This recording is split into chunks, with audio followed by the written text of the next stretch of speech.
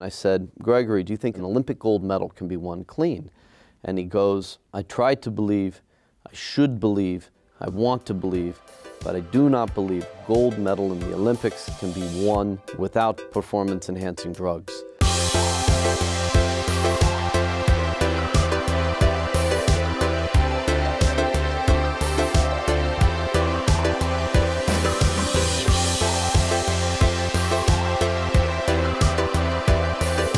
I was thinking that we'd start, I ask you questions, and you answer yes or no. Were you the mastermind that cheated the Olympics?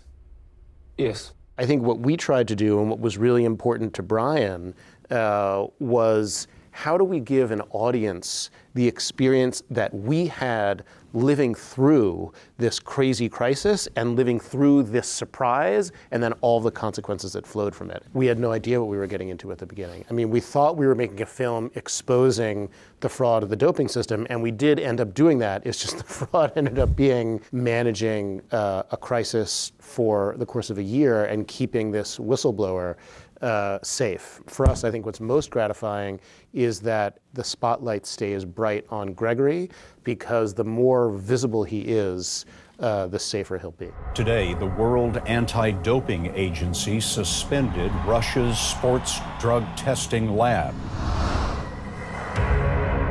99% of Russian athletes are guilty of doping. Even the film that we went into Sundance with is a very different film than it is now. 97% of what we shot in those first 2 years is sitting on hard drives, and it was chipping away at that first story, getting rid of all this stuff that no longer mattered, and getting to that turn a lot faster, and finding a way to narratively structure the film that we kept planting all the clues in those first 40 minutes. So when it takes a tilt, you go like, whoa, but if you go back and watch the film, all those clues are there.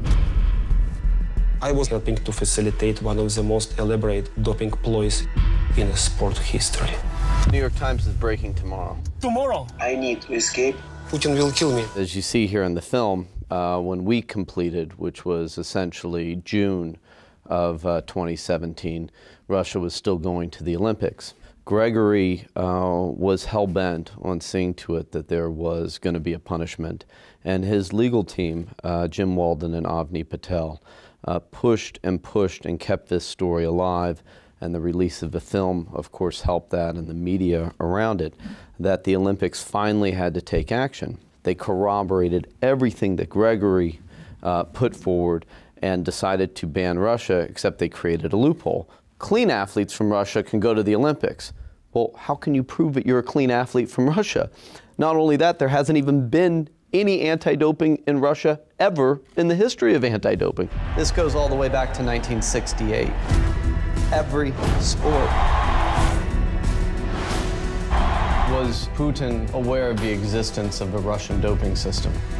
Yes. What the Olympics have basically done is, to the world, they're saying we're taking punishment, we're taking action. And behind the scenes to Putin, Bach is sitting there shaking his hand, and they're buddies, and this is a wink, wink, nod, nod, while Russia goes to the Olympics. And that has done is destroyed sport. Corrupt systems don't reform themselves.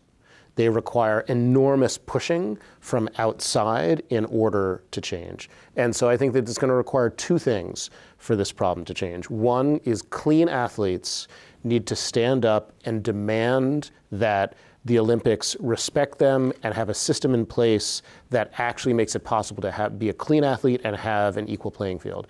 The other thing that's important is corporate sponsors need to demand that there is a clean system. Because I guarantee you, if there's no advertising money for the Olympics, they'll get their act together very quick. Putin calls the claims the slander of a turncoat. 2 people connected with the Russian doping program are already dead. There never was anti-doping in Russia, ever.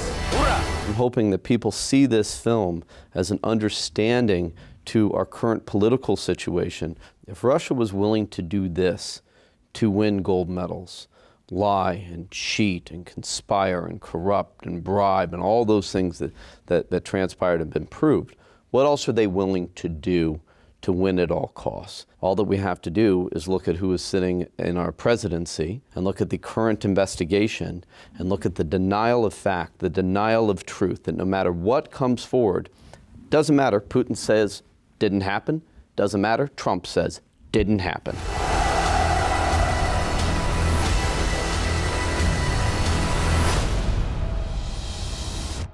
Be very careful what was your recording.